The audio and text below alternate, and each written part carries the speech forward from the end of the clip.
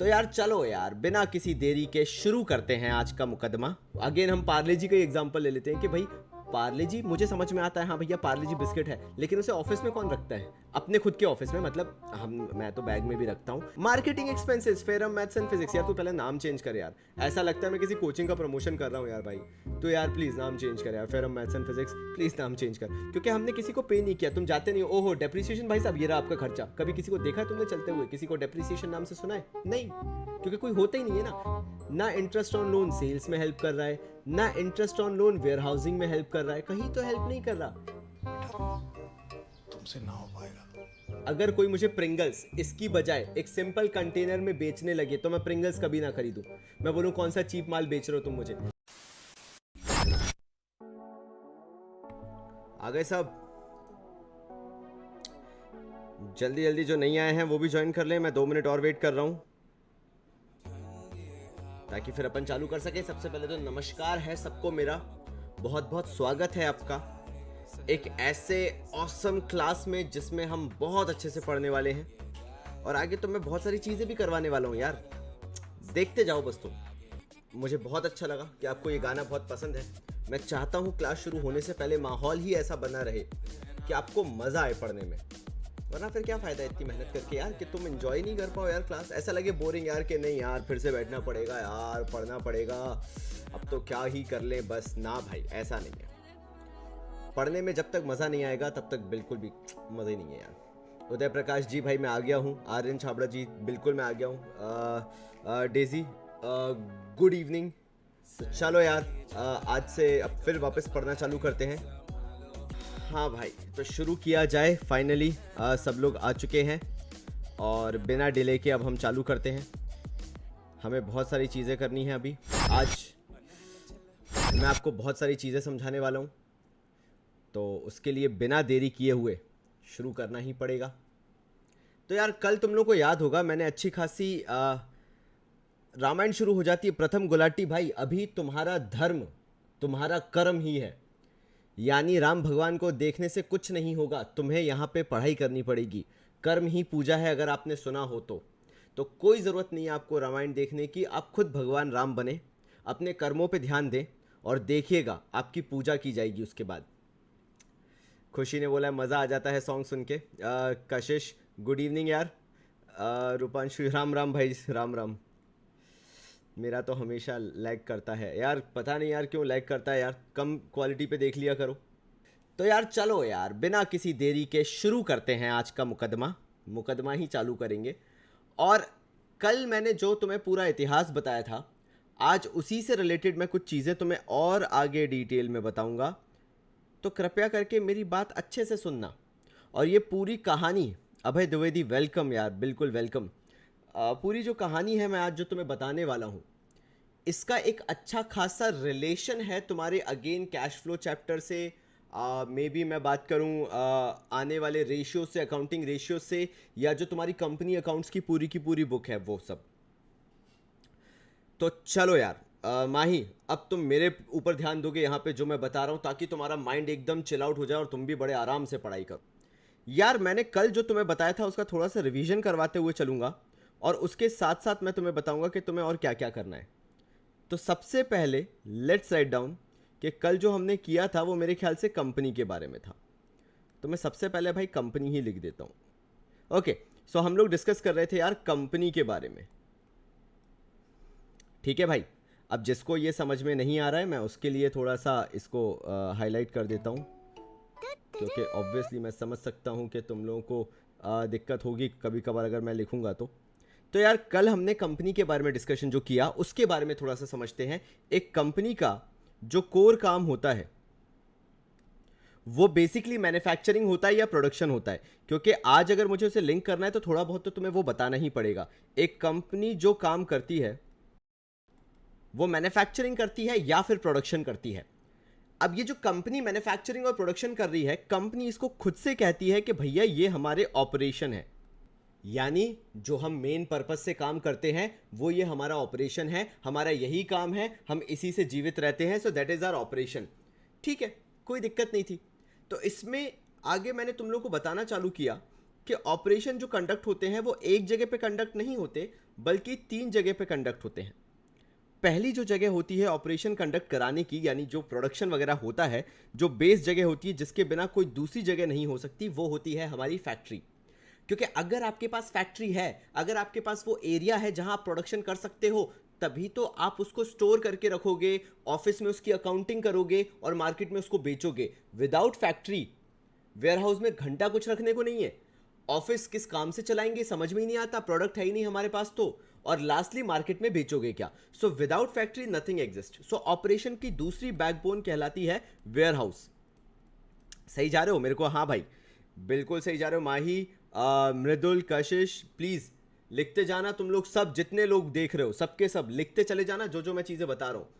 तो यार ऑपरेशंस की दूसरी बैकबोन होती है हमारे वेयरहाउस भाई साहब। ये वेयरहाउस भाई साहब वो जगह है जहां पे फैक्ट्री से जो हमने बनाया है, जो हमारी जमा पूंजी है, स्वेट एंड टीयर से जो हमने तैयार किया है, उसको हमें स्टोर करके रखना पड़ता है। ऐसा नहीं होता गर्मा गर्म खाने जैसा नहीं है कि परोसा और दे दिया, लोग खा के एकदम ऑल राइट हो गए। नहीं भाई, हमें टाइम देना पड़ता है मार्केट को। यानी पहले स्टोर करके रखो वेयरहाउस में, और जब मार्केट से डिमांड आए तो उसको मार्केट में निकाल दो, कोई मना नहीं कर रहा है। इसी के साथ सारे लीगल फैक्टर जो डिस्कस होते हैं, या सारी लीगल फॉर्मेलिटीज जो होती है, सारी अकाउंटिंग जो होती है, वो हमारी होती है हमारे ऑफिस में। ये चीजें आपको पता होना चाहिए भाई। मैंने ये आपको तीनों चीजें बड़े क्लियरली बताई हैं। हमारे पास फैक्ट्री है, हमारे पास वेयरहाउस है, हमारे पास ऑफिस है। जब हमारे पास ये तीनों चीजें हैं तो हम इसको बोलते हैं भाई ये हमारी कंपनी है, ये कंपनी होती है। This is the backbone. इसके बिना कछु नहीं हो सकता है। Uday Prakash ji, you are awesome. सब लोग, मृदुल ने भी रिप्लाई किया, अभय द्विवेदी, प्रथम, मुझे जितने भी नए लोग ज्वाइन किए मुझे सबके रिप्लाई चाहिए। यहाँ पे लगना चाहिए कि भैया इंटरेक्शन हो रहा है, वन वे नहीं है, वरना मजा नहीं है फिर किसी बात में। तो जब ये तीनों चीजें हो जाती हैं तो मैं ये चीज समझता हूं कि फैक्ट्री के बिना कुछ नहीं है। यानी जो हमारी फैक्ट्री है ये सिंगली सब कुछ हैंडल करती है, मतलब सिंगल बेसिस पे सब कुछ हैंडल करती है हमारी फैक्ट्री। क्योंकि फैक्ट्री अगर होगी नहीं तो कुछ नहीं होगा। तो कभी भी कोई तुमसे पूछता है तो तुम बोलोगे भैया फैक्ट्री जो है वो डायरेक्ट है, और बाकी वेयरहाउस और ऑफिस जो है वो कहीं ना कहीं इनडायरेक्ट है। रिलेशन की बात कर रहा हूं मैं, रिश्तेदारी की। कोई आपसे पूछता है कि ऑपरेशन से भैया तीनों में से डायरेक्टली रिलेटेड कौन है, तो तुम तीनों में से डायरेक्ट रिलेशन बताओगे फैक्ट्री का, और इनडायरेक्ट रिलेशन बताओगे ऑफिस और वेयरहाउस का। अब याद रखना, जो डायरेक्ट रिलेशन होता है वो पूरा का पूरा ट्रेडिंग अकाउंट में आता है, क्योंकि ट्रेड का मतलब ही होता है व्यापार। व्यापार कैसे करोगे आप फैक्ट्री के थ्रू व्यापार करोगे। अगर आपकी फैक्ट्री ही नहीं है तो आप व्यापार नहीं कर सकते हैं। तो ट्रेडिंग अकाउंट जो है आपका वो फैक्ट्री से रिलेटेड है। बाकी जो वेयरहाउस और ऑफिस जो आते हैं वो प्रॉफिट एंड लॉस अकाउंट में आते हैं। दियारा, अगर आप मुझसे ये पूछ रहे हैं कि कौन सा चैप्टर चल रहा है, तो एनालिसिस ऑफ फाइनेंशियल स्टेटमेंट्स, यानी मैं बेसिक अकाउंटिंग समझा रहा हूं जो तुम 11th में समझ के आए हो।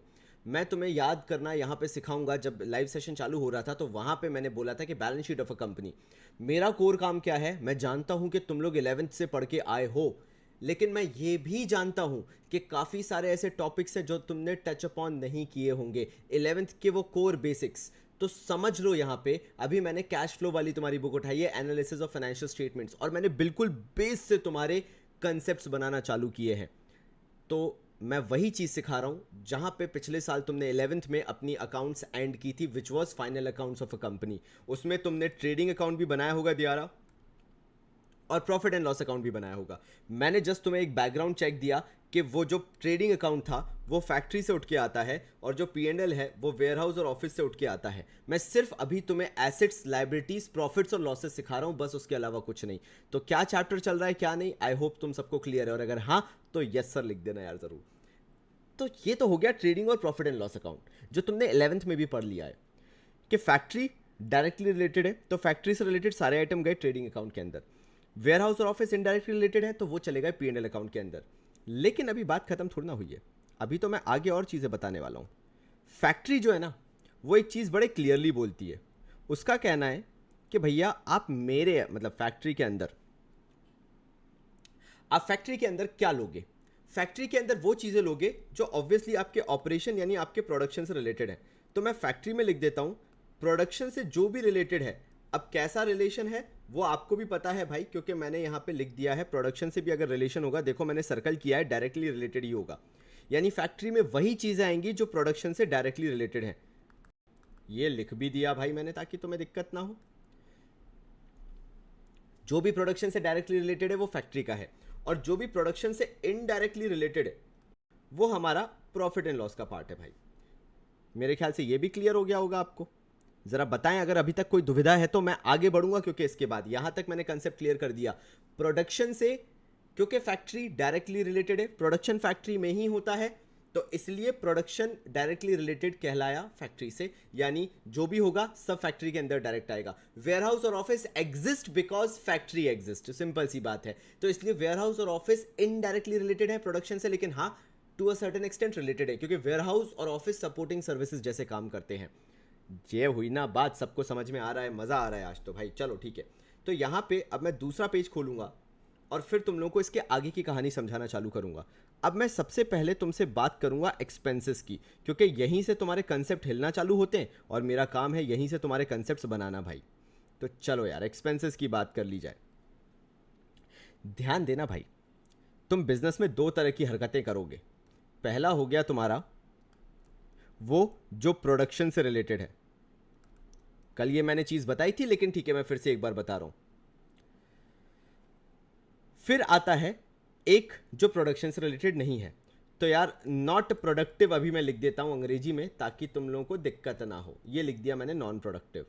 तो एक हो गया आपका जो प्रोडक्शन से रिलेटेड है और एक हो गया आपका नॉन प्रोडक्टिव। ये दोनों चीजें होती हैं जो एक्सपेंसेस से रिलेटेड हो सकती हैं, यानी कुछ ऐसे खर्चे होते हैं जो प्रोडक्शन से रिलेटेड हैं और कुछ ऐसे खर्चे होते हैं जो प्रोडक्शन से रिलेटेड नहीं है। पहले ये बना लो ध्यान से, क्योंकि मैं जो तुम लोग जानते हो उस पर भी आऊँगा। मैं तुम सबको एक चीज़ बहुत अच्छे से बताने वाला हूँ, कुछ भी हो, तुम लोगों को कितना भी मालूम हो, लेकिन याद रखना एक अच्छा लर्नर अपने दोनों कान खुले रखता है कि कहीं कुछ ऐसा बता दिया जाए जो तुमने पहले नहीं सुना था। तो प्लीज़ मेरी बात बहुत ध्यान से सुनना। प्रोडक्शन को बोला जाता है, जैसा तुम लोगों को पता होगा कुछ लोगों को, ऑपरेटिंग एक्टिविटीज़, और नॉन प्रोडक्टिव को बोला जाता है नॉन ऑपरेटिंग एक्टिविटीज। यस कशिश बिल्कुल सही, मोहम्मद सैम बिल्कुल सही जा रहे हो। आगे पता है, अब भाई ये तो हो गया नॉर्मल चीज। अगर बाबा जी ने अब इसमें अपना कंटेंट नहीं डाला तो फिर मजा कैसे आया। यहां तक तो क्लियर है ऑपरेटिंग एक्टिविटीज। तो मैं तुम्हें आगे अब देखो अपने तरीके से समझाना चालू करता हूं। जब ऑपरेटिंग एक्टिविटीज की बात आती है तो ट्रेडिंग में तो ऑपरेटिंग एक्टिविटीज होती ही है भाई, यानी ट्रेडिंग अकाउंट में चाहे कुछ भी हो जाए ऑपरेटिंग एक्टिविटीज तो होंगी होंगी, लेकिन साथ साथ में P&L अकाउंट में भी ऑपरेटिंग एक्टिविटीज होती है। कैसे क्या वो सब मैं बताऊंगा। ऐसे ही जो नॉन ऑपरेटिंग एक्टिविटीज हैं या नॉन प्रोडक्टिव एक्टिविटीज हैं वो कभी ट्रेडिंग में नहीं हो सकती, क्योंकि ट्रेडिंग रिलेटेड होता है फैक्ट्री से और फैक्ट्री में सिर्फ वही काम होगा, ध्यान देना, जो कि प्रोडक्शन से रिलेटेड है। अगर प्रोडक्शन से रिलेटेड नहीं है तो वो फैक्ट्री में नहीं आएगा। लेकिन हाँ वेयर हाउस में कुछ ऐसा हो सकता है जो मे बी प्रोडक्शन से रिलेटेड ना हो, शायद ऑफिस में कुछ ऐसा हो सकता है जो प्रोडक्शन से डायरेक्टली इनडायरेक्टली रिलेटेड ना हो। It's okay. तो याद रखना नॉन ऑपरेटिंग हमेशा सिर्फ P&L में आएंगे। कृपया करके इसको भी ऐसे हाईलाइट कर लो जैसे मैंने हाईलाइट कर दिया है। जल्दी करना, और क्योंकि मैं नहीं जानता, मैं इसके बाद तुम्हारे लिए रुकूंगा नहीं, मैं बहुत इंपॉर्टेंट चीजें बताने वाला हूं। यस या नो जल्दी बताओ, क्योंकि मैं तुम्हारा वेट कर रहा हूं। उसके बाद मैं बहुत अच्छी चीज बताऊंगा इसके अलावा भी एक। जल्दी आ जाओ, जल्दी बताओ, जल्दी बताओ। कशिश, नीतू, इनडायरेक्ट भी, अरे वो तो बात करेंगे करेंगे यार, वही तो मैं उसी पे तो नेक्स्ट आ रहा हूं भाई। इसलिए तो मैं पेजेस पे पेजेस बनाए जा रहा हूं, क्योंकि मुझे बहुत सारी नई चीजें बतानी है आज तुम्हें, छोटी छोटी चीजें। जल्दी जल्दी, यस और नो। ओके ठीक है, समझ गया मैं। Done done done. अब यार मैं बड़ा कंफ्यूज्ड, मेरे को लग रहा था यार ठीक है मैंने इतना कुछ सीख लिया, लेकिन इसके आगे क्या। ऑपरेटिंग हो गया, नॉन ऑपरेटिंग हो गया, ये तो सुना हुआ है, मुझे कुछ ऐसा जानना है जो कि टोटली डिफरेंट हो। तो सुनो ध्यान से, जब बिजनेस ऑपरेटिंग की बात करता है, मैं बहुत डार्क करके लिख रहा हूं, तो सबसे पहले मैं ऑपरेटिंग एक्सपेंसेस की बात करूंगा। और ऑपरेटिंग एक्सपेंसेस जो होते हैं वो होते हैं डायरेक्ट और इनडायरेक्ट एक्सपेंसेस। और डायरेक्ट एक्सपेंसेस मतलब मैं बता ही चुका हूं डायरेक्ट किसको बोलते हैं, फैक्ट्री को बोलते हैं, तो मेरे ख्याल से तो इसमें कोई दिक्कत ही नहीं है। और इनडायरेक्ट कहां आएंगे, P&L अकाउंट में। ध्यान देना यहाँ पे, अभी मैं इनकम की बात नहीं कर रहा, तो लो भाई मैं पहले इनकम को हटा ही देता हूँ ताकि तुम्हें क्लियर हो जाए। ऑपरेटिंग एक्सपेंसेस में अगर मैं बात करना चालू करूँ तो ऑपरेटिंग एक्सपेंसेस में मैंने क्लियर कर दिया भाई, एक्सपेंसेस दो प्रकार के हुए, डायरेक्ट एक्सपेंसेस और इनडायरेक्ट एक्सपेंसेस। क्योंकि मैं बहुत अच्छे से तुम्हें क्लियर कर चुका था कि फैक्ट्री डायरेक्टली रिलेटेड होती है, तो फैक्ट्री से रिलेटेड कुछ भी है वो ट्रेडिंग में आएगा, इनडायरेक्ट जो भी है यानी वेयर हाउस और ऑफिस है वो P&L में ही आएगा। ये मैंने क्लियर कर दिया है। अब मैं आगे बढ़ूंगा, पता है मैं तुमसे पूछना चाहता हूं, ये तो ऑपरेटिंग एक्सपेंसेस हो गए, ध्यान देना ये जो ऑपरेटिंग एक्सपेंसेस लिखा हुआ है इस पे बहुत अच्छे से ध्यान देना। नॉन ऑपरेटिंग एक्सपेंसेस क्या सही लिखा है क्या गलत लिखा है? नॉन ऑपरेटिंग एक्सपेंसेस कौन से डायरेक्ट होते हैं कौन से इनडायरेक्ट होते हैं, बताओ जरा। मैं बैठा हुआ हूं यहां पे, देखते हैं किसका ज्ञान किस लेवल तक है। चलो चालू हो जाओ, शुरू हो जाओ, जल्दी जल्दी जल्दी, टाइम पास नहीं करना है। और मृदुल ने कहा है कि इनडायरेक्ट होते हैं, कशिश अरोरा नॉन ऑपरेटिंग, ऊपर वाला सही लिखा है, माही ने बोला है, मतलब डायरेक्ट होते हैं, डायरेक्ट नहीं होते। विशांका इनडायरेक्ट होते हैं, इनडायरेक्ट होते हैं, non operating are always indirect. प्रथम अच्छा ठीक है। दियारा P&L direct, non operating expenses are indirect. तो तुम लोग अगर सोच भी रहे हो ना कि यार कैसे बाबा जी, क्यों ये इतनी इतनी पुरानी कहावतें क्यों निकाल के 11 से चालू किया है, क्योंकि अगर तुम मुझसे पढ़ रहे हो ना तो तुम्हारा मेन एम है कि यार मुझे 101% स्कोर करना है, और यहीं पे तुम्हारे लॉजिक्स खेल जाते हैं, क्योंकि 11th में कहीं ना कहीं हमने इन डेप्थ नॉलेज नहीं ली है। डायरेक्ट और इनडायरेक्ट का मैंने तुम्हें पहले ही मतलब बताया था, लिख लो कहीं पे अब अच्छे से। मैं दूसरा पेज खोल रहा हूँ क्योंकि मैं थोड़ा सा गुस्सा हो गया हूँ यहाँ पे, है ना। मैंने तुम्हें डायरेक्ट एंड इनडायरेक्ट दोनों का रिलेशन बताया था कि इनका रिलेशन होता है प्रोडक्शन से। भैया मोरे भैया, प्रोडक्शन से जिसका डायरेक्ट रिलेशन है डायरेक्ट एक्सपेंसेस, प्रोडक्शन से जिसका इनडायरेक्ट रिलेशन है वो इनडायरेक्ट एक्सपेंसेस। मैं आपसे पूछ रहा हूं कि भैया मेरे नॉन ऑपरेटिंग एक्सपेंसेस जो हैं वो प्रोडक्शन से डायरेक्टली रिलेटेड है या प्रोडक्शन से इनडायरेक्टली रिलेटेड है? आप बोलोगे बाबा जी देयर इज नो रिलेशन, भाई कोई रिलेशन ही नहीं है। यानी नॉन ऑपरेटिंग एक्सपेंसेस चाहे हो ना हो उससे कोई फर्क ही नहीं पड़ता, प्रोडक्शन चलता रहेगा। हाँ भैया, ट्रक नहीं आया वेयर हाउस में सामान मार्केट में ले जाने के लिए, तो वो इनडायरेक्ट एक्सपेंस अगर नहीं होगा तो माल मार्केट में नहीं पहुंचेगा और बिकेगा नहीं। लेकिन अगर नॉन ऑपरेटिंग एक्सपेंस है तो उसका तो कोई दूर दूर तक लेना देना ही नहीं है प्रोडक्शन से भाई, तो ना ही डायरेक्टली ना ही इनडायरेक्टली। नॉन ऑपरेटिंग एक्सपेंसेस लिख लो, it has no relation with the production, neither direct nor indirect. ये सिखाने के लिए बाबा जी आए हैं, और इसके लिए मुझे ऐसा पीसफुल एनवायरनमेंट चाहिए ताकि तुम और मैं बैठ के आराम से पढ़ाई कर सकें और कुछ ऐसा सीखें कि अरे बाप रे ये तो पता ही नहीं था। तो भाई चलो यार, नॉन ऑपरेटिंग एक्सपेंसेस का भी पर्दाफाश किया, सबको पता होना चाहिए, लिख लेंगे भैया कॉपी में। और माही अब समझ में आया कि नहीं? और अगर सबको समझ में आ गया है कि non operating expenses has no relation to the production, सब लोग जल्दी से यस टाइप कर दो, सो दैट मैं तुम लोगों के साथ एटलीस्ट आगे बढ़ सकूं टॉपिक्स पे, क्योंकि मैं तुम्हारे ही यस का वेट कर रहा हूं। Okay good good good good, चलो तो अगर ऐसा है तो अब मैं तुम्हें आगे कुछ इंपॉर्टेंट बताने वाला हूं, ऐसा ही जिससे तुम्हें भी लगे यार कि हाँ कुछ तो हमने नया सीखा है। तो चलो यार, नेक्स्ट टॉपिक जो है, मैं इसी में एक चीज़ तुम्हें आगे बताना चाहता हूं। जैसा जैसा मैं लिखता जा रहा हूं ना सचियार सिंह भाई, वैसे वैसे नोट्स बनाते जाओ, सोचो ही मत, परेशानी मत हो, जैसा मैंने बताया बस वैसे वैसे लिखते चले गए, बस काफ़ी है। शुरू करते हैं अपन नेक्स्ट चीज़ से, और वो है भाई, अगर मैं सोचना चालू करूं ऑपरेटिंग नॉन ऑपरेटिंग का तो मैं समझ गया, लेकिन अब मुझे तुम्हें इंडिविजुअली बताना पड़ेगा कि फैक्ट्री में क्या आएगा, फिर वेयरहाउस में क्या आएगा, और फिर आगे चलते हुए क्या चीज़ें आती चली जाएंगी, ताकि तुम्हें एक्सपेंसेस के बारे में भी पूरा पता हो। तो यार चलो भाई उसको भी समझना चालू करते हैं, और तुम लोग मुझे बताओगे कि कौन सी चीज़ कैसे रिलेटेड है, डायरेक्टली है इनडायरेक्टली है, ये सारी चीज़ें तुम मुझे बताओगे। मैं सबसे पहले डिस्कस कर रहा हूँ तुम सबके साथ फैक्ट्री के बारे में। बताओ मुझे सबसे पहले, फैक्ट्री डायरेक्ट है या इनडायरेक्ट है, किससे रिलेटेड है वो भी बताओगे, डायरेक्टली रिलेटेड है या इनडायरेक्टली रिलेटेड है, प्लीज़ मुझे बताओ। ठीक है, आने दो आंसर्स आने दो, वेरी गुड गुड। मैं सबसे पहले तो यही चीज़ लिखूंगा और तुम लोग भी अपनी कॉपी में फिर से लिखोगे, भले ही 50 बार लिख लिया हो। याद रखना, चैंपियन और टॉपर्स ऐसे नहीं बनते, बहुत मेहनत करनी पड़ती है। तो डायरेक्टली रिलेटेड टू प्रोडक्शन, ये मैंने आपके साथ साथ लिख दिया। अब फैक्ट्री में अपन बात करेंगे खर्चों की सबसे पहले, ठीक है भाई। खर्चों में सबसे पहले जो बचा हुआ स्टॉक होता है, आपने पिछले साल पढ़ा होगा, वो होता है ओपनिंग स्टॉक।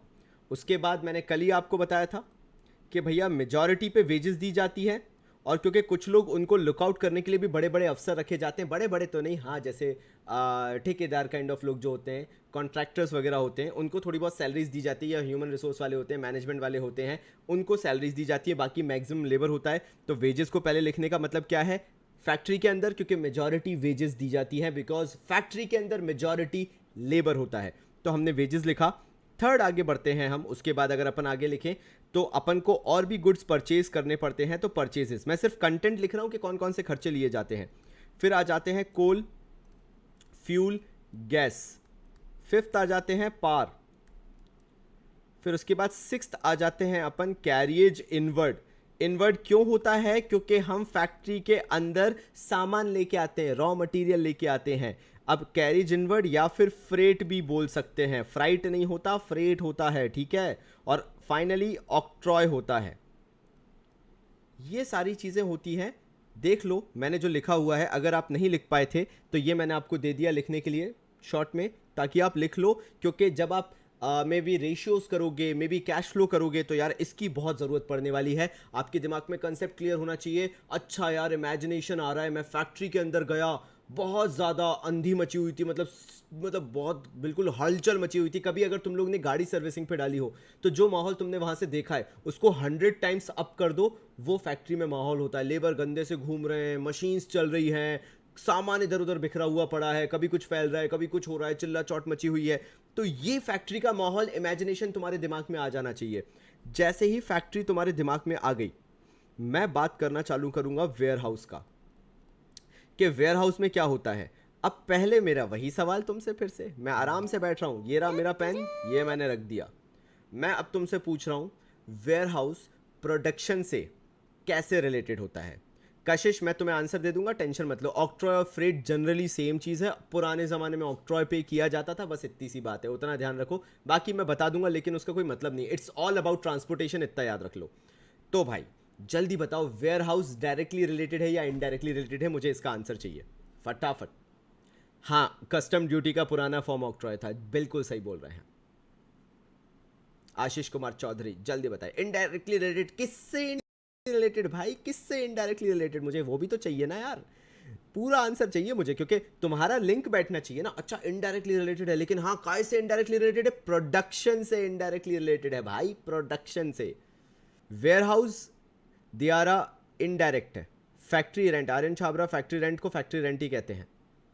दियारा इनडायरेक्टली रिलेटेड है। Warehouse, warehouse indirectly related क्यों है? क्योंकि वहां पे प्रोडक्शन नहीं हो रहा, प्रोडक्शन जो हो चुका है उसकी हेल्प दी जा रही है, बस इतना ही हो रहा है। तो जब आप एक हेल्पिंग हैंड बन जाते हैं तो ऑब्वियसली आप इनडायरेक्ट नेचर में हो जाते हैं।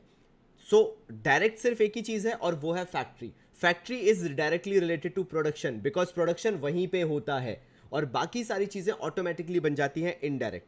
तो वेयर हाउस भी इनडायरेक्ट हुआ और ऑफिस भी इनडायरेक्ट हुआ, इनडायरेक्टली रिलेटेड टू प्रोडक्शन। ठीक है, मैं लिख रहा हूं यहां पे तुम्हारे साथ ही, लिख लो तुम लोग भी जल्दी से।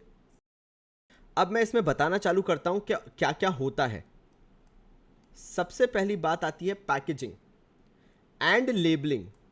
अगर आपको नहीं पता है तो मैं आपको बता देता हूं कि वेयर हाउस वो जगह है जहां पे गुड्स की पैकेजिंग और लेबलिंग की जाती है, ये आपको पता होना चाहिए। ठीक है भाई, तो यहां पे जब मैंने आपको बताया कि भाई पैकेजिंग और लेबलिंग होती है वेयर हाउस के अंदर, इनडायरेक्टली रिलेटेड होता है, हम यहां तक पहुंच चुके हैं। पैकेजिंग लेबलिंग के अलावा ये वो जगह है जहां से गुड्स को ट्रांसपोर्ट भी किया जाता है, क्योंकि गुड्स को ऑफिस में ले जाने का कोई लॉजिक ही नहीं है। मतलब सोच के देखो ना यार, कि अगेन हम पार्ले जी का एग्जांपल ले लेते हैं कि भाई पार्ले जी, मुझे समझ में आता है, हाँ भैया पार्ले जी बिस्किट है, लेकिन उसे ऑफिस में कौन रखता है? अपने खुद के ऑफिस में, मतलब मैं तो बैग में भी रखता हूँ, लेकिन मैं बता रहा हूँ कि अगर मैं ऑफिस में बैठा हुआ हूँ, मेरी पार्ले जी की फैक्ट्री है, तो फैक्ट्री से वेयर हाउस में जाएगा, वेयर हाउस से मार्केट में जाएगा, ऑफिस में लेके क्यों आओगे? It makes no sense. तो वेयर हाउस से उठ के प्रोडक्ट सीधे मार्केट में जाता है, और क्योंकि वो फैक्ट्री से मतलब वेयर हाउस से बाहर जा रहा है, हमारी बिल्डिंग से बाहर जा रहा है, हमारे पूरे एरिया से बाहर जा रहा है जहां पे अपनी कंपनी एस्टैब्लिश्ड है, इसलिए उसको कैरियज आउटवर्ड बोला जाता है। मतलब हम वो भाड़ा दे रहे हैं, वो कैरियज दे रहे हैं जो सामान बाहर ले जाने के लिए है। Now carriage outward warehouse का पार्ट है। क्यों है उसका लॉजिक भी मैंने आपको बता दिया। बिल्कुल पार्ले जी, बहुत इंपॉर्टेंट है। हाँ, वेयर हाउस में स्टोरेज हो रहा है ना, अब कई बार हमें क्या करना पड़ता है, वेयर हाउस रेंट पे लेना पड़ता है। तो अगर सिंपली रेंट दिया है क्वेश्चन में तो वो मान के चलते हैं, मान लो वेयर हाउस का रेंट है तो वो भी यहाँ पे आएगा। पैकेजिंग हो गया, लेबलिंग हो गया, कैरियज आउटवर्ड हो गया, रेंट हो गया, ये काम किया जाता है वेयर हाउस में। और अगर आपने खुद ने बताया है वेयर हाउस इनडायरेक्टली रिलेटेड होता है प्रोडक्शन में, कहीं ना कहीं सिर्फ हेल्पिंग हैंड होता है प्रोडक्शन में, तो वेयर हाउस में होने वाला कोई भी खर्चा, चाहे वो पैकेजिंग हो, चाहे वो कैरियज आउटवर्ड हो, चाहे वो रेंट हो, ये तीनों के तीनों कहलाते हैं इनडायरेक्ट एक्सपेंसेस, बिकॉज अगेन वो प्रोडक्शन से इनडायरेक्टली रिलेटेड है, यानी खर्चे का नाम भी इनडायरेक्ट एक्सपेंसेस हुआ। आशीष कुमार चौधरी ने बोला है फैक्ट्री में लेबलिंग क्यों नहीं करते। यार लेबलिंग का मतलब मैं तुम्हें एग्जैक्टली बताऊं क्या? रुको एक मिनट, मैं बता रहा हूं, रुको। Think I have a very good example. यार देखो यार, मैं प्रिंगल्स खा रहा था, तो ये प्रिंगल्स अगर तुम देखो तो ये इसका फ्रंट है, ये बैक पे प्रिंटिंग देख रहे हो कितनी सारी है, इतनी सारी प्रिंटिंग है प्रिंगल्स के बैक पे, और ये सब लिखा है, बार कोड वगैरह सब कुछ है। अब पता है मैं तुम्हें क्या बताना चाह रहा हूं इसमें, फैक्ट्री के अंदर बनाए जाते हैं जो इसके अंदर चिप्स हैं, फैक्ट्री के अंदर पूरे चिप्स प्रिपेयर कर लिए। जब ये पूरे चिप्स प्रिपेयर हो गए तो इसकी पैकेजिंग करनी है, मतलब इस कंटेनर के अंदर उसको डालना है, और साथ साथ में इसके ऊपर की पूरी प्रिंटिंग भी करनी है। अब यार इन सब के लिए अगर आप फैक्ट्री को काम दे दोगे तो फैक्ट्री बहुत बिजी हो जाएगी और अपना कोर काम भूल जाएगी फैक्ट्री। तो फैक्ट्री ने क्या किया, ये काम ऑफलोड कर दिया आज के टाइम पे वेयर हाउसिंग पे। वेयर हाउसिंग ये पूरा काम करेगा, पूरा इसको लेबल करेगा, पैक करेगा, कार्टन्स में भरेगा इसको, ये सारा काम वेयर हाउस करना चालू कर देगा, just because of one single reason, so that factory का जो काम है वो थोड़ा सा कम हो सके। अच्छा, फैक्ट्री का रेंट क्या होगा? ठीक है भाई, मैं यहां पे लिख देता हूं। अगर फैक्ट्री का रेंट होगा तो क्लियरली क्वेश्चन में लिखा रहेगा फैक्ट्री रेंट। अगर क्वेश्चन में फैक्ट्री रेंट नहीं बोला है, सिंपल रेंट बोला है, तो वो या तो वेयर हाउस का है या तो ऑफिस का है। I hope I am clear. Ashish Kumar Chaudhary, I hope मैं बहुत अच्छे से क्लियर हूं, आपको कोई इसमें दिक्कत नहीं होगी तो मैं आगे बढ़ सकता हूं। अब मैं आपको नेक्स्ट चीज बता सकता हूं। अगर तुम वीडियो में यहां तक आ गए हो ना, तो thank you so much for supporting me. मैं इससे ज्यादा वैसे कुछ चाहता नहीं हूं, लेकिन अगर तुम्हें लगता है कि मैं तुम्हारे इन स्टडीज में कहीं ना कहीं तुम्हें बहुत ज्यादा सपोर्ट कर रहा हूं, तुम्हें लगता है कि मैं उस लेवल पे तुम्हें लेके आ रहा हूं जहां पे तुम्हें वाकई में ये क्लासेस फ्रूटफुल लग रही है, तो एक और अनाउंसमेंट तुम्हारे लिए यहां बीच में है। ब्रेक भी हो जाएगा, मेरी बात भी सुन लोगे। अगर तुम चाहो तो सीबी फैमिली का पार्ट बन सकते हो। उसमें तुम्हें ये जो 1 महीने का पूरा कंटेंट है ना, ये जो सारे वीडियोस हैं पूरे 1 मंथ के, ये तुम्हें पूरे इकट्ठे मिल जाया करेंगे, और तुम्हारी 1 महीने की पढ़ाई भी पूरी इकट्ठी हो जाएगी। तुम जब चाहे तब देख सकते हो, ये वीडियो आराम से देख सकते हो, तुम्हें एडवांस में मिल जाया करेंगे जैसे ही मंथ चालू होगा। जैसे ये जून का मंथ है तो तुम्हें जून का पूरा कंटेंट मिल जाएगा। दूसरी चीज, यहां पे जो इस सीबी फैमिली का व्हाट्सएप ग्रुप बनेगा, ये व्हाट्सएप ग्रुप बहुत छोटे छोटे रहेंगे। इसमें कुछ ही लोग इकट्ठे होंगे, may be 50, may be 60, may be 70 students या 70 मेंबर्स रहेंगे, जो एक बहुत छोटा सा ग्रुप रहेगा जिसके अंदर तुम कभी भी इंटरेक्ट करके अपनी डाउट सॉल्व कर सकते हो। और जितनी भी लड़कियां हैं उनके लिए एक न्यूज़ है कि तुम्हारे लिए गर्ल पार करके एक अलग से ग्रुप बनता है, जिसमें तुम आराम से डिस्कशंस कर सकते हो, फील सेफ कर सकते हो कि यार नहीं यार, मुझे कोई ऐसा नहीं है, कोई मतलब अजीब सा लड़का नहीं है जो बिना बात के छेड़ रहा है, अजीब सी बातें कर रहा है। तो एक गर्ल पावर ग्रुप है, वहां पे तुम आराम से तुम्हारे सीनियर से भी इंटरेक्ट कर सकते हो। उसके अलावा तुम्हें डिस्कॉर्ड पे स्पेशल पावर मिलेगी। अब ये डिस्कॉर्ड क्या है? डिस्कॉर्ड एक ऐसी जगह है जहां पे तुम अपना पैशन, जो तुम्हारे ड्रीम्स हैं या जो तुम्हें लगता है कि तुम्हें आगे परस्यू करना है, उस रिलेटेड तुम अपने डिस्कशंस कर सकते हो। इंडिया का सबसे बड़ा कॉमर्स का सर्वर है, वहां पे आके तुम्हें एक स्पेशल पावर दे दी जाएगी, सो दैट तुम जब इंटरेक्ट करो तो तुम्हारे नाम के सामने लिखा हो कि भाई तुम स्पेसिफिक पावर के साथ उस डिस्कॉर्ड सर्वर पे बैठे हो। और साथ ही साथ में तुम्हारे पास नोट्स होंगे, जो टेस्ट शीट्स आया करेंगी वो तुम्हारे पास रहेंगी उन स्पेसिफिक चैप्टर्स की। ये पूरा कंटेंट तुम्हें मिलेगा सीबी फैमिली में। अब ये सीबी फैमिली का सब्सक्रिप्शन तुम्हें मिलेगा कहां से? कुछ नहीं करना है, तुम्हें गूगल प्ले स्टोर पे जाना है, वहां पे कॉमर्स बाबा ऐप मिलेगी, डाउनलोड करो। जब कॉमर्स बाबा ऐप डाउनलोड हो जाए, तुम रजिस्टर कर लो खुद को, वहां पे स्टोर सेक्शन पे जाना, तुम्हें सीबी फैमिली मिल जाएगा, जाके उसमें एनरोल करा लेना। ये सारे पर्क्स तुम्हारे हैं। आगे बढ़ते हैं। हाँ हाँ चलो भाई। तो मैंने आपको वेयर हाउस भी बता दिया, और आज से आपको पता है कि वेयर हाउस के एक्सपेंसेस इनडायरेक्ट एक्सपेंसेस क्यों हैं, because warehouse is indirectly related to production. Trading account के अंदर जितने खर्चे आते थे डायरेक्ट एक्सपेंसेस क्यों कहलाते हैं, because they are directly related to production. ये ज्ञान की प्राप्ति आपको हो चुकी है। सचियार सिंह नामधारी ने कहा है कि बाबा जी लेबलिंग और पैकेजिंग भी फिर तो प्रोडक्शन में आना चाहिए। अरे मैंने कब मना किया, आता है प्रोडक्शन में, लेकिन इनडायरेक्टली आता है। प्रोडक्शन तो आलू के चिप्स का किया ना, वो फैक्ट्री में हो गया। ये सपोर्टिंग सर्विसेज है। चाहे तो तुम कस्टमर को हाथ पे भी दे दो आलू का चिप्स, जैसे देना चाहो दे दो। तुम एक एड ऑन लेयर बढ़ाना चाहते हो, तुम्हारे ऊपर है, वो इनडायरेक्ट चीज है। प्रोडक्शन तो आलू के चिप्स का है ना, उसके ऊपर तुम कुछ भी फैंसी लगा लो, वो सारी चीजें इनडायरेक्ट हैं, क्योंकि तुम अपने प्रोडक्ट को प्रोटेक्ट करना चाहते हो, स्टोर करना चाहते हो। तो आई होप मैं इस चीज को लेके क्लियर हूं भाई, है ना। ध्यान देना जो चीज मैंने बोली यार, कि हाँ वो चीज है, वो प्रोडक्शन से रिलेटेड है, लेकिन इनडायरेक्टली रिलेटेड है, बस इतनी सी बात है। चलो अब आ जाते हैं ऑफिस के अंदर। ये रहा ऑफिस, क्योंकि मैंने कल तुम लोगों को फैक्ट्री बता ही दिया था, आज वेयर हाउस और बता दिया। अब आ जाते हैं ऑफिस में, और जितनी भी चीज़ें तुम यहाँ पे डाल सकते हो ना, वो सारी चीज़ें करना चालू कर दो। मृदुल सिंगला ने बोला इलेक्ट्रिसिटी। हाँ यार, मैं वेयर हाउस में इलेक्ट्रिसिटी तो भूल ही गया, मैंने बिजली का उत्पादन बंद करवा दिया। आई एम सो सॉरी। फोर्थ डालता हूँ यार मैं, वेयर हाउस में इलेक्ट्रिसिटी भी तो होती है, क्या बात है। तो भैया वेयर हाउस में फोर्थ लिख लेना, वेयर हाउस में फोर्थ है भाई इलेक्ट्रिसिटी, क्योंकि मैं तो ये भूल ही गया था यार, बिना बिजली के कैसे काम चलेगा यार। क्या यार, वाह मज़ा ही आ गया भाई। वेयर हाउस में सैलरी वेयर हाउस में नहीं दी जाती बेसिकली, क्योंकि वेयर हाउस में एग्जिस्टिंग एम्प्लॉयज़ वही काम करते हैं जो फैक्ट्री में कर रहे हैं, तो फैक्ट्री में उनको वेजेस दे दी जाती है और उन्हीं से बोला जाता है ये वर्क कैरी ओवर कर लो। तो वहाँ पे सैलरीज वाला कोई ऐसा फंडा है नहीं। चलो भाई, तो फिर आगे बढ़ते हैं। फाइनली ऑफिस की बात करते हैं अब अपन। ऑफिस में क्या किया जाता है भाई, अब तुम लोग मुझे बताना चालू करोगे सर ट्रेडिंग एक्सपेंसेस प्लीज़। बिल्कुल दिया रहा, बिल्कुल मैं ट्रेडिंग एक्सपेंसेस भी बताऊंगा, मज़ा ही आ जाएगा तुम्हें सुन के। उसका एक्सप्लेनेशन जो है ना इतना औसम है ना। और मुझे 2-3 लोग गायब दिख रहे हैं अभी, जो चैट्स में बिल्कुल भी एक्टिव नहीं है। जैसे डेजी का बहुत पहले मेरे पास मैसेज आया था। कशिश कहाँ गायब है, उसके बाद शुभ यादव कहाँ है, साक्षी कहाँ है, लक्ष्मी कहाँ है, सारे के सारे वापस आओ, मुझे एक्टिव चाहिए सबके सब। हाँ आ गए, वापस आ गए। Okay good. चलो तो ऑफिस की बात करते हैं। ऑफिस में सबसे पहली चीज़ जो काफ़ी ज़्यादा मेरे पास आ रहा है वो है, लो भाई सैलरी। लिख दिया मैंने सैलरीज, एंड उसके साथ साथ भाई सैलरी के साथ साथ एक और चीज़ दी जाती है, वो है वेजेस। अब अगर तुम लोग ध्यान दोगे अपने नोट्स में, अगर तुमने मेरे साथ नोट्स बनाए हैं, तो मैंने पूरे के पूरे ट्रेडिंग अकाउंट, यानी जो मैंने फैक्ट्री के अंदर एक्सपेंसेस लिखे थे, उसमें मैंने पहले वेजेस को लिखा था, क्योंकि मैंने आपसे बोला था कि फैक्ट्री के अंदर मैक्सिमम लेबर होता है, इसलिए मैं पहले वेजेस लिख रहा हूँ, क्योंकि मैं वेजेस को वेटेज दे रहा हूँ। एंड सैलरीज, यानी कुछ ऐसे लोग होते हैं जो सुपीरियर वहाँ पे काम करते हैं मॉनिटर करने के लिए कि सारा लेबर सही से काम कर रहा है या नहीं। ऑफिस में आके बात पलट जाती है। ऑफिस में आके पहले सैलरी लिखा जाता है या सैलरीज लिखा जाता है, जो भी आप लिखना चाहो, क्योंकि ऑफिस में मैक्सिमम जितने भी लोग होते हैं उनको हम सैलरी पे करते हैं, और कुछ एक लोग होते हैं जो सपोर्टिंग स्टाफ होता है उसको हम वेजेस पे करते हैं, तो वहां पे साथ में हमने वेजेस भी लिख लिया है। दूसरा मेरे पास आ रहा है ऑफिस रेंट, तो भैया मैं ऑफिस रेंट भी लिख देता हूं, ये लो ठीक है। और क्या आ रहा है मेरे पास, टेलीफोन चार्जेस, ठीक है।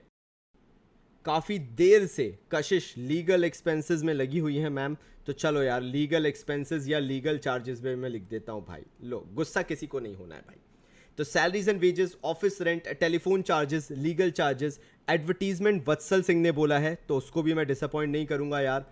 एडवर्टीजमेंट ठीक है बोलते चले जाओ। एक और चीज़ होती है, अगर तुम चाहो तो उसको ऑफिस में भी ले सकते हो, और अगर तुम चाहो तो उसको तुम वेयर हाउस के अंदर भी ले सकते हो। मैं वेयर हाउस के अंदर ले रहा हूँ, देख लो इधर पे ध्यान से तुम लोग। वेयर हाउस के अंदर मैं 5th बना रहा हूँ, और उसके अंदर मैं लिख रहा हूँ सेलिंग एक्सपेंसेस, और एक और लिख रहा हूँ जो मुझसे कहाँ पूछा गया था, दियारा ने पूछा था, और वो था ट्रेड एक्सपेंसेस या ट्रेडिंग एक्सपेंसेस, जो भी बोलना चाहते हो। अब मैं आपको बताता हूँ सेलिंग एक्सपेंसेस और ट्रेड एक्सपेंसेस क्या होता है, क्योंकि उसी के बाद मैं आगे बढ़ूंगा। ये मैंने वेयर हाउस में डाले, तुम लोग भी चाहो तो उसको वेयर हाउस में ही लिख लेना, ज़्यादा सही रहेगा। हाँ भाई, तो सेलिंग एक्सपेंसेस और ट्रेडिंग एक्सपेंसेस, मैं ट्रेड करता हूं मेरे फिनिश्ड प्रोडक्ट का। मैं ट्रेड करता हूं when a business denotes itself with trading, they are actually telling us कि हम उसकी बात कर रहे हैं जो हम प्रोडक्ट बनाते हैं, जो हम गुड्स बनाते हैं। There is no trading without no output और मे बी नो गुड्स। जब तक गुड्स ही नहीं है तब तक किस चीज़ का ट्रेड कर लोगे मेरे भाई? तो ट्रेड मतलब समझ में आया, वो चीज़ जो आप ट्रेड कर सकते हो, जिसमें आप एक्सपर्ट हो, जो आप बना सकते हो। तो ट्रेडिंग एक्सपेंसेस या सेलिंग एक्सपेंसेस या सेलिंग कॉस्ट बेचने की कॉस्टिंग है। आप मार्केट में बेच रहे हो, आप जो भी कर रहे हो उससे रिलेटेड जो भी खर्चे उठा रहे हो वो आपकी ट्रेडिंग एक्सपेंस है या सेलिंग एक्सपेंसेस हैं। प्रोडक्शन से इनका कोई लेना देना नहीं है। It is not related to production, it is related to the goods produced which are needed to be sold in the market by hook or by crook वाली चीज़। कैसे भी बेचना है और उसमें जो कॉस्ट आती है बेचने में उसे हम ट्रेडिंग कॉस्ट कहते हैं या ट्रेडिंग एक्सपेंसेस कहते हैं या सेलिंग एक्सपेंसेस कहते हैं या सेलिंग कॉस्ट कहते हैं। मैंने क्लियर कर दिया है तो दियारा, आई होप मैं क्लियर हूँ। Marketing expenses, ferrum maths and physics. यार तू पहले नाम चेंज कर यार, ऐसा लगता है मैं किसी कोचिंग का प्रमोशन कर रहा हूँ यार भाई। तो यार प्लीज़ नाम चेंज कर यार, ferrum maths and physics please नाम चेंज कर। तो मार्केटिंग एक्सपेंसेस भी आप उसको बोल सकते हो कि वो मार्केटिंग एक्सपेंसेस हैं, क्योंकि सेलिंग एक्सपेंसेस पुरानी टर्मिनोलॉजी होती थी बिजनेस स्टडीज़ में। अब नई टर्मिनोलॉजी जो आ चुकी है वो मार्केटिंग एक्सपेंसेस की आ चुकी है। बाबा जी सैंपल दिया उसे खर्चा कहा जाएगा, माही ने पूछा है। गुड्स गिवन एज सैंपल को क्या बोलेंगे? एडवर्टीजमेंट बोलेंगे उसको, सीधे सीधे एडवर्टीजमेंट बोलेंगे, या सेल्स प्रमोशन बोलो या जो तुम्हें उसे बोलना है, मतलब ऐसी कुछ बोलोगे। हाँ भैया मेरे पास और भी चीज़ें आ रही हैं, audit fees, printing and stationery. अरे रुको, मेरे को लिखना पड़ेगा यार। Audit fees, printing and stationery, okay. Marketing expenses मैं इसमें लिख देता हूँ क्योंकि वहाँ पे मैंने 2 लिख दिए, तो यहाँ पे भी तो कुछ होना चाहिए। तो यहाँ पे मैं मार्केटिंग एक्सपेंसेस को लिख देता हूँ। और कहाँ है तुम लोग का participation? Goods given as advertisement तो सेम है। हाँ सेम है यार मोहम्मद, सेम है। Brokerage commission discount allowed, okay good. Brokerage भी ऑफिस से ही दी जाती है, ठीक है, जैसा आप बोले।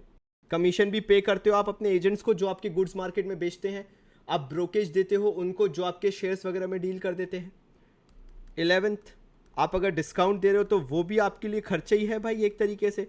अगर कहीं पे लिखना है तो वो भी लिख लो कि discount allowed is a marketing expense. कहीं पे भी लिखना है लिख लो, discount allowed is a kind of an marketing expense because you are allowing discount so that आपका गुड ज़्यादा से ज़्यादा मार्केट हो सके, आपका प्रोडक्ट ज़्यादा से ज़्यादा मार्केट में पुश हो सके। स्टेशनरी लिख दिया यार शुभ यादव, मैंने स्टेशनरी लिख दिया है। Loss on sale of asset को बाद में बात करेंगे। माही ने बोला छोड़ो सारी चीज़ें, मिसलीनियस खर्चा बोलो। ये तो आएगा ही आएगा, इससे तो हम पार पा ही नहीं सकते ना। मिसलीनियस तो आएगा ही आएगा। मिसलीनियस होता है जिसको समझ में नहीं आया, तो मिसलीनियस को छोड़ो। और कुछ अगर मुझे बता सकते हो, मैनेजर का कमीशन देना है, अच्छा। हाँ डोनेशन आएगा ना मेरे भाई। डोनेशन किसने बोला है? डोनेशन वत्सल सिंह ने। हाँ डोनेशन आएगा। डोनेशन बेसिकली वो जो आप गुड्स के फॉर्म में दे रहे हो या जैसे भी दे रहे हो, बट डोनेशन की बात अभी अपन इसमें नहीं करेंगे। लॉस बाय फायर और थेफ्ट बिल्कुल सही है दियारा, लेकिन वो लॉस है। अभी अपन सिर्फ खर्चे की बात करें, ओनली खर्चा। इलेक्ट्रिसिटी अपन ने लिख लिया। मैनेजर कमीशन में लिख देता हूँ। मुझे सिर्फ खर्चों की बात बताओ। अभी मैंने सिंपल इससे पहले कमीशन लिखा था, मैंने मैनेजर कमीशन भी लिख दिया है। कृपया करके देखो, मैंने ये 12 लिखे हैं और तुम लोग चेक तो करो तुम लोगों ने भी सेम लिखा है कि नहीं। जरा एक बार चेक कर लो, मैंने इसको बिल्कुल मिनिमाइज कर दिया, एक बार देख लो। डिविडेंड नहीं आएगा दियारा। Dividend is not an expense.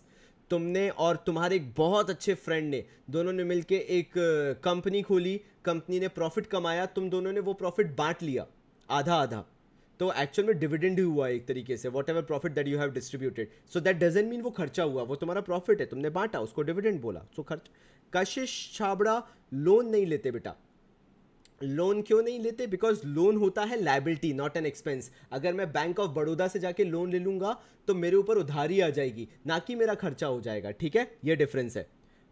Interest on loan, tax to government, ठीक है, मैं दोनों ले लेता हूं, बिल्कुल सही है। Interest on loan, tax paid, ये भी ले लिया। लो भाई, अपन ने इतनी सारी चीज़ें ले ली। अभी मैंने इसको ऐसे ही नहीं लिखा है, अभी मुझे इसमें और समझाना है। मेंटेनेंस चार्जेस, ठीक है भाई। रेंट्स एंड टैक्सेस, अच्छा तो मैं टैक्स पेड को रेंट एंड टैक्सेस ही कर देता हूँ, चलो इसको rent and taxes. Maintenance charges, okay good, मैं मेंटेनेंस चार्जेस भी लिख देता हूँ। और कुछ आ रहा है क्या मेरे पास? Insurance premium, good 16 insurance premium. चलो इंश्योरेंस प्रीमियम हो गया, कुछ और बचा है तो बताओ। बेड डेट वगैरह तो लॉस है यार, वो बाद में बात करेंगे। अब मैं थोड़ी बहुत नहीं इंटरेस्ट ऑन कैपिटल इसमें नहीं आता निखिल भाई, आगे बढ़ते हैं। चलो अब मैं कुछ चीज़ें अपनी तरफ से ऐड ऑन कर रहा हूं, तो थोड़ी मेरी बात भी सुन लो। जैसे एक चीज़ इसके अंदर आती है डेप्रीसिएशन, इसको मैं सितारा बना रहा हूं, तुम भी सितारा बना लेना।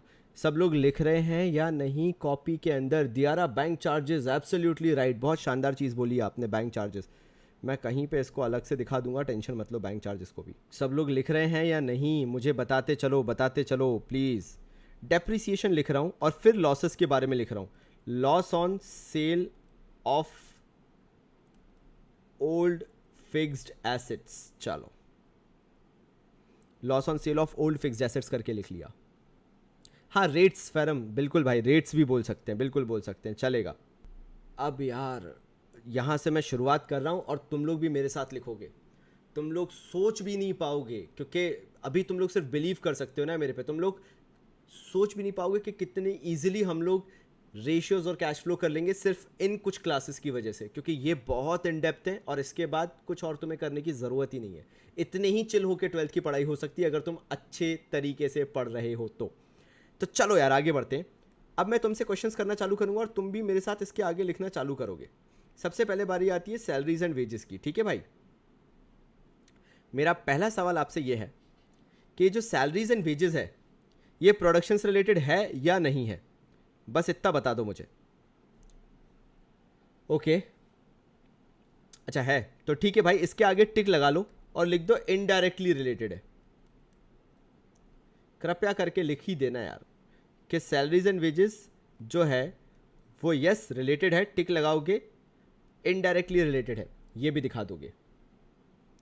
फिर क्योंकि सैलरीज और वेजेस नहीं दोगे तो ऑफिस नहीं चलेगा ना, ऑफिस नहीं चलेगा तो बेचारा वेयर हाउस में रख के भी क्या करोगे, मार्केट तक नहीं पहुंचेगा, तो प्रोडक्शन करने का कोई मतलब नहीं हुआ। मतलब सैलरीज एंड वेजेस देने से ऑफिस चलता रहता है, तो salaries and wages are indirectly related to production, और अगर वो इनडायरेक्टली रिलेटेड हैं तो obviously salaries and wages automatically indirect expenses हो जाएंगे। किससे रिलेटेड? प्रोडक्शन से रिलेटेड। किससे रिलेटेड? ऑपरेशन से रिलेटेड, ठीक है भाई। Indirectly related to production which means indirectly related to operations. देखो भाई रूपांशु जुनेजा भाई लगे हुए, बाकी सब मिसलिनियस में डाल दो बाबा जी, हो गया जितना आ रहा था। ठीक है, सैलरीज एंड वेजेस जिन लोगों ने भी कहा है ना कि नहीं है, ऐसा नहीं हो सकता, क्योंकि ऑफिस में अगर सैलरीज एंड वेजेस नहीं दोगे तो काम नहीं चलेगा। तो salaries and wages indirectly related to production है, मैंने एक्सप्लेनेशन दे दिया। आगे बढ़ता हूं। Office rent, office rent production से रिलेटेड है, अगेन कैसे? इनडायरेक्टली। कृपया करके ये भी लिख लीजिएगा, क्योंकि अगर आप ऑफिस का रेंट नहीं दोगे तो ऑफिस बंद हो जाएगा, ऑफिस बंद हो जाएगा तो फैक्ट्री को कमांड मिलना चालू नहीं, कमांड मिलना बंद हो जाएगा कि हम कितना प्रोड्यूस करें। तो इसलिए ऑफिस का रेंट देना भी उतना ही ज़रूरी है ताकि आपका काम चलता रहे, क्योंकि बिना ऑफिस के काम नहीं चलेगा। तो इनडायरेक्टली रिलेटेड है, इसलिए ऑफिस रेंट इनडायरेक्ट एक्सपेंस हो गया। हर एक चीज़ बता रहा हूं और ध्यान देना। Telephone charges again same indirect expense है, क्योंकि उसके बिना भी काम नहीं चलेगा। नाउ लीगल चार्जेस जो हैं वो रिलेटेड नहीं है। अब मैं आपको बता देता हूं कि लीगल चार्जेस रिलेटेड क्यों नहीं है। लीगल चार्जेस इनडायरेक्टली भी रिलेटेड क्यों नहीं है, लिखो यहां पे, ये कहलाएगा आपका non operating expenses. Legal charges ना ही डायरेक्टली रिलेटेड होते हैं प्रोडक्शन से, ना ही इनडायरेक्टली रिलेटेड होते हैं प्रोडक्शन से। कारण क्योंकि लीगल चार्जेस दिए जाते हैं, कोई केस हो जाता है उससे रिलेटेड, आप प्रोडक्शन में उसका कोई कंट्रीब्यूशन नहीं है, they are not at all contributing to the production. कि अच्छा यार इस महीने लीगल चार्जेस नहीं दिए तो प्रोडक्शन कैसे होगा? हाँ, सैलरीज एंड वेजेस नहीं दोगे, हाँ, टेलीफोन बिल नहीं दोगे, somehow it will affect the production, somehow it will affect the continuity. लेकिन legal charges is not a permanent thing जो आप रेगुलर बेसिस पे देते रहते हो। तो legal charges is not at all related to production in any way, whether direct और indirect. कोई भी बिजनेस खोलता ये सोच के नहीं है अच्छा यार बिजनेस खोल रहा हूं अब तो रेगुलरली लीगल चार्जेस देने पड़ेंगे, नहीं, ऐसा बिल्कुल नहीं है। फिर एडवर्टीजमेंट लिखो, टिक लगाओ और लिखो ये भी इनडायरेक्टली रिलेटेड होता है प्रोडक्शन से, क्योंकि यार एडवर्टीजमेंट नहीं होगा तो गुड्स कैसे बिकेंगे यार, मार्केट में लोगों को पता भी तो होना चाहिए पार्ले जी आता है। तो इनडायरेक्टली प्रोडक्शन से रिलेटेड है, तो मैं इनडायरेक्ट एक्सपेंस सीधे सीधे लिख देता हूँ ताकि तुम लोग को क्लियर हो जाए। लीगल एक्सपेंसेस कौन से होते हैं, प्रथम गुलाटी ने पूछा है। तो लीगल एक्सपेंसेस वो एक्सपेंसेस होते हैं जब हम कहीं मुसीबत में फंसे होते हैं, कोई हम पे लीगल केस हो जाता है और हमें उसके लिए कुछ पैसा देना पड़ता है, वो लीगल एक्सपेंसेस होते हैं जो कभी कभार देने पड़ते हैं, रेगुलरली नहीं देने पड़ते हैं सच तो वैसे, लेकिन हाँ फ्रीक्वेंटली अगर आप एक कंपनी हो तो फ्रीक्वेंटली आपके ऊपर केसेस होते रहते हैं। तो इनडायरेक्ट एक्सपेंस है एडवर्टीजमेंट, ऑपरेशंस रिलेटेड है, भले ही इनडायरेक्टली रिलेटेड है लेकिन हाँ रिलेटेड तो है भाई। फिर ऑडिट फीस, ये भी प्रोडक्शन से इनडायरेक्टली रिलेटेड है क्योंकि अकाउंटिंग मेंटेन करने में ये हेल्प करता है ऑडिट फीस, और आपको ये रिकरिंग नेचर में देना पड़ता है, रेगुलर नेचर में देना पड़ता है। अकाउंटिंग का कोई वजूद ही नहीं है अगर उसका ऑडिट ना हो, और जो लोग ऑडिट करते हैं वो ऑडिट फीस लेके जाते हैं। Printing and stationery again indirectly related to production, क्योंकि जितना भी पेपर वर्क होता है वो पेपर वर्क जो होता है वो बेचारा प्रिंटिंग और स्टेशनरी से ही आता है। आपके पास ये बेसिक चीज़ें तो होनी चाहिए। Marketing expenses again indirectly related to production. लिखते जाना, मैं बार बार बोल रहा हूँ लिखते जाना। Bill of exchange Mohammad Sam, legal expense नहीं होता है। बिल ऑफ एक्सचेंज का मतलब होता है आपको किसी ने बिल दिया है क्योंकि आपने उससे गुड्स खरीदे हैं, आपको बस उस बिल का पेमेंट करना है। फिर आ जाते हैं brokerage commission, discount allowed, manager commission. ये मैं चारों को इकट्ठा टिक कर रहा हूँ, ये चारों को मैंने इकट्ठा किया है और लिख रहा हूं ये इनडायरेक्टली रिलेटेड है।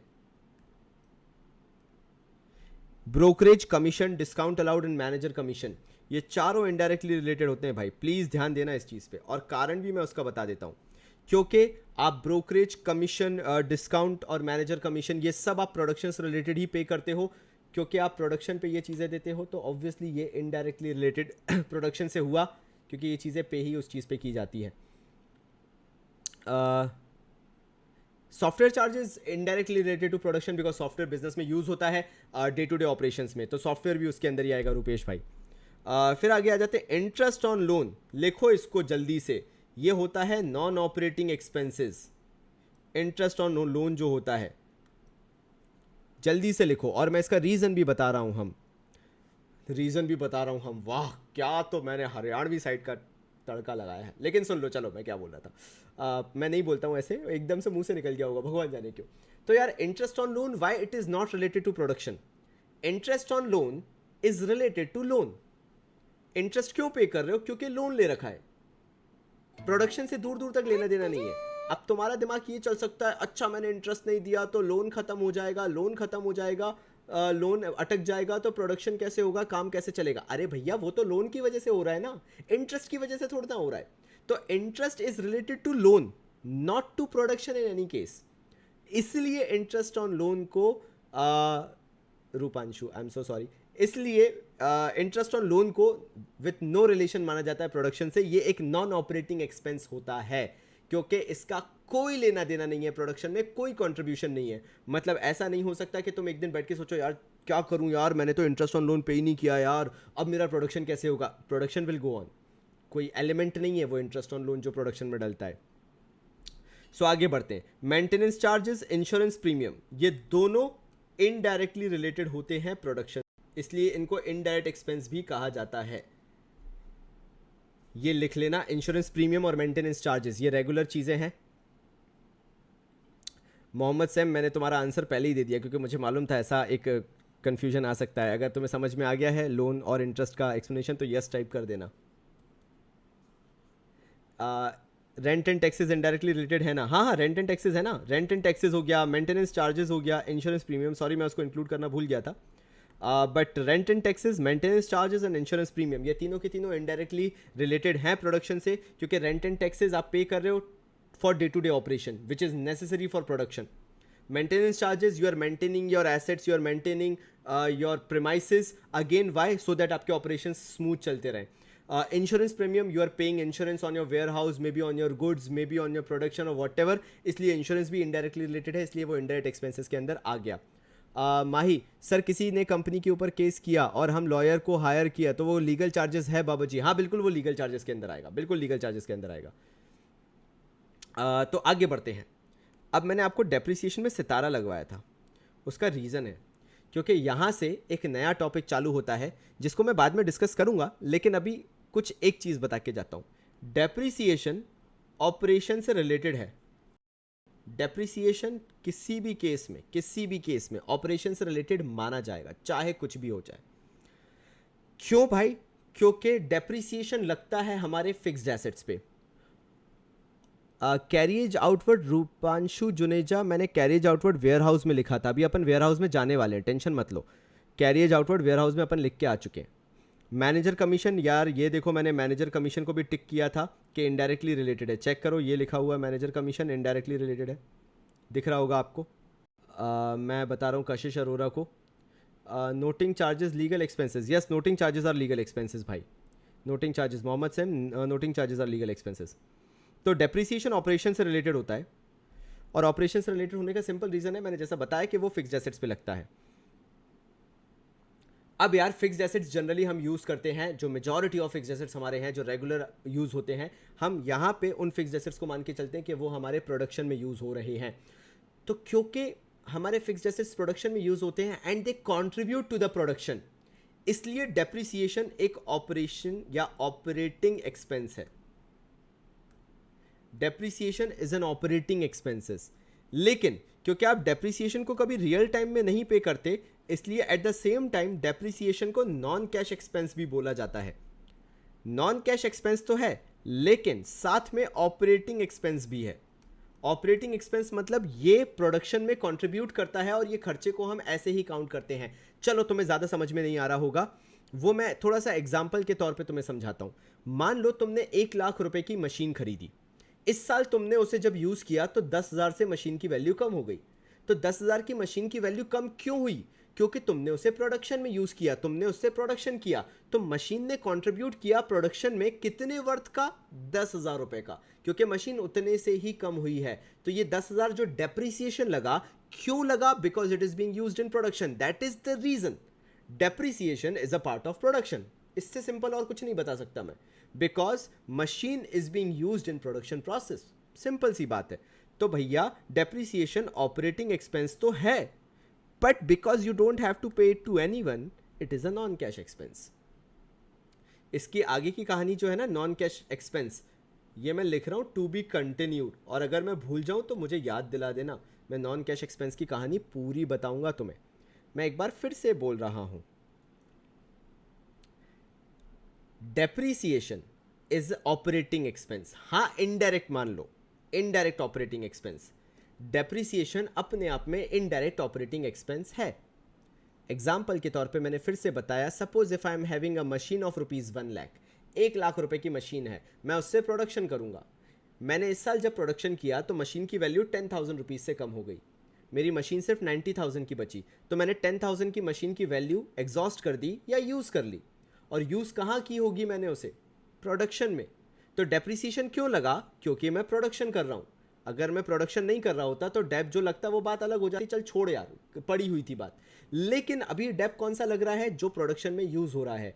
तो डेप्रिसिएशन तभी लगा जब मैंने उसे प्रोडक्शन में यूज़ किया, and that is the reason depreciation को हम ऑपरेटिंग एक्सपेंस मान के चलते हैं, बिकॉज मशीन की वैल्यू कम होती ही इसलिए है because we are using the machine. So depreciation is an operating expense, but because it is not being paid to anyone, depreciation हम ऑटोमेटिकली मान लेते हैं, अच्छा यार चल मशीन की वैल्यू कम हो गई यार, अब क्या कर सकते हैं, क्योंकि हमने किसी को पे नहीं किया। तुम जाते नहीं, ओहो डेप्रिसिएशन भाई साहब ये रहा आपका खर्चा। कभी किसी को देखा है तुमने चलते हुए? किसी को डेप्रिसिएशन नाम से सुना है? नहीं, क्योंकि कोई होता ही नहीं है ना। तो because you don't pay it to anyone, it is a non cash expense, but because आप इसको एक्सपेंस तो ट्रीट कर रहे हो, तो कैसा एक्सपेंस हुआ भाई? Operating expense and non cash expense. Mahi, loan वाला पार्ट जो है वो सिंपल ये है कि मान लो आपने लोन ले रखा है, तो आपने लोन लिया हुआ है किस लिए? प्रोडक्शन के लिए। प्रोडक्शन बढ़िया चल रहा है, आपने लोन लिया, आपने उससे रॉ मटेरियल खरीदा, रॉ मटेरियल के थ्रू प्रोडक्शन चल रहा है। अब आपने इंटरेस्ट नहीं भरा, तो भैया इंटरेस्ट नहीं भरा तो आप पे लीगल केस हो जाएगा। इंटरेस्ट ऑन लोन पे करना या ना पे करना, उसका प्रोडक्शन से क्या लेना देना है? ना इंटरेस्ट ऑन लोन मार्केटिंग में हेल्प कर रहा है, ना इंटरेस्ट ऑन लोन सेल्स में हेल्प कर रहा है, ना interest on loan warehousing में हेल्प कर रहा है, कहीं तो हेल्प नहीं कर रहा। बेटा तुमसे ना हो पाएगा। कहीं भी उसका डायरेक्ट इनडायरेक्ट प्रोडक्शन से रिलेशन ही नहीं है। इंटरेस्ट ऑन लोन का रिलेशन तो सिर्फ लोन से है, इसलिए इंटरेस्ट ऑन लोन को नॉन ऑपरेटिंग बोल दिया जाता है कि इसका प्रोडक्शन से कोई लेना देना है ही नहीं, ये तो लोन पे लगने वाला इंटरेस्ट है भाई। हाँ, रिटन डाउन वैल्यू मेथड और स्ट्रेट लाइन मेथड से, एसएलएम मेथड से। दियारा बिल्कुल सही बोल रहे हो। तो यहाँ तक सबको सब समझ में आया कि नहीं? जल्दी बताओ भाई, यहाँ तक सबने कॉपी वॉपी गोद ली कि नहीं अच्छे से? जल्दी जल्दी बताओ मुझे, यस चाहिए, यस और नो, हो गया कि नहीं हुआ यहाँ तक? जल्दी जल्दी मेरे पास रिप्लाई आना चालू हो जाने चाहिए। बहुत शानदार, बहुत ही शानदार, बहुत ही शानदार, बहुत ही शानदार, मज़ा ही आ गया, मज़ा ही आ गया। अब बस लास्ट में मेरे को वेयर हाउस थोड़ा सा और समझाना है, थोड़ा सा लेट्स बेयर विथ मी, थोड़ा सा अपन वेयर हाउस भी समझ लें। वेयर हाउस में सिंपल सी बात है, वेयर हाउस इनडायरेक्टली रिलेटेड है। कॉपी पेस्ट हो गया सर जी, अरे वाह क्या बात है। तो यार लास्ट चीज़ ये, पैकेजिंग एंड लेबलिंग, ना पैकेजिंग ना बिना लेबलिंग के अगर कोई मुझे प्रिंगल्स इसकी बजाय एक सिंपल कंटेनर में बेचने लगे तो मैं प्रिंगल्स कभी ना खरीदूं। मैं बोलूं कौन सा चीप माल बेच रहे हो तुम मुझे, तो भैया याद रखना कि packaging and labelling is really important. साथ साथ में कैरियज आउटवर्ड, तुम्हारे पास ट्रक होना चाहिए, तुम्हारे पास चीज़ें होना चाहिए जिसमें रख के सामान तुम मार्केट तक भेजो। तो कैरियज आउटवर्ड भी प्रोडक्शन से रिलेटेड है इनडायरेक्टली, पैकेजिंग एंड लेबलिंग भी प्रोडक्शन से रिलेटेड है इनडायरेक्टली। रेंट नहीं भरोगे तो वेयर हाउस में सामान रखने नहीं दिया जाएगा, तो रेंट भी प्रोडक्शन से रिलेटेड है लेकिन इनडायरेक्टली। यानी ये सारी चीज़ें रिलेटेड हैं। इलेक्ट्रिसिटी प्रोडक्शन से रिलेटेड है इनडायरेक्टली क्योंकि वेयर हाउस का दे रहे हो obviously. Selling expenses and trading expenses भी प्रोडक्शन से रिलेटेड है इनडायरेक्टली। तो चाहे तो तुम वेयर हाउस पे सर्कल करके लिख सकते हो all expenses related to warehouse, लिख सकते हो all expenses related to warehouse are indirect expenses. फिर से बोल देता हूं, चाहे लिखना चाहो तो लिख लो, all expenses related to warehouse are indirect expenses. Operating expenses but operating indirect expenses, all expenses. मैं फिर से मैं लिखूंगा, मुझे भरोसा नहीं है तुम लोगों को समझ में आ रहा होगा कि नहीं, इसलिए मैं लिखूंगा यहाँ पे पॉइंट नंबर 1 करके लिखूंगा।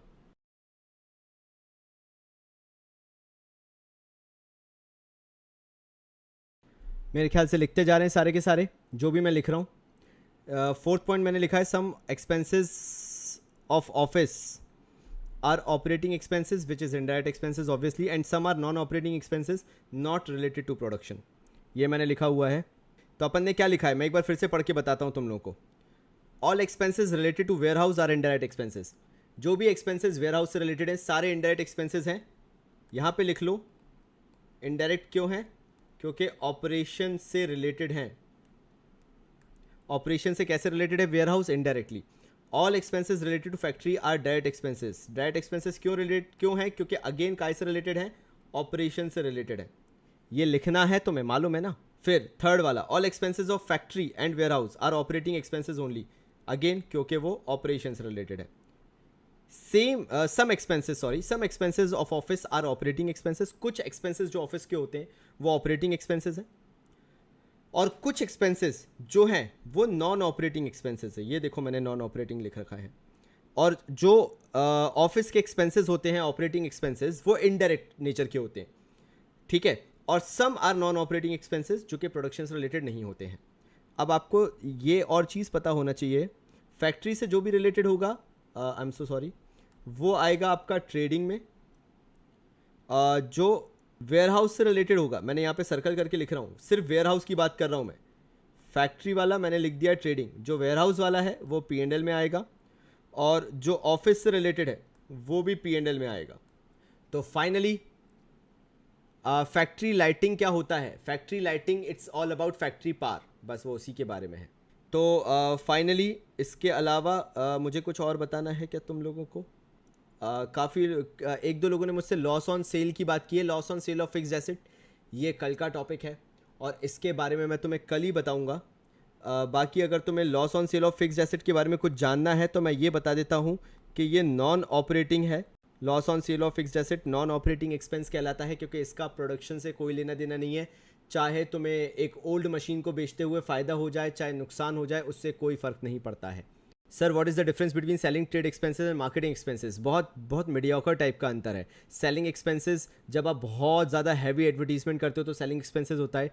ट्रेड एक्सपेंसेस जो आपको इन बिटवीन टैक्सेस वगैरह पे करने पड़ते हैं ट्रेड करने के लिए, जो भी ड्यूटीज़ पे करनी पड़ती हैं वो ट्रेड एक्सपेंसेस में आ जाती हैं। और marketing expenses customer relation build करने के ऊपर बताई जाती है कि मार्केटिंग एक्सपेंसेस वो एक्सपेंसेस है जो आपने कस्टमर रिलेशन बिल्डअप करने के लिए लगाया हुआ है, वो मार्केटिंग एक्सपेंसेस कहलाते हैं। ऑफिस का 18 पॉइंट मैंने बता दिया, आई होप सब क्लियर है।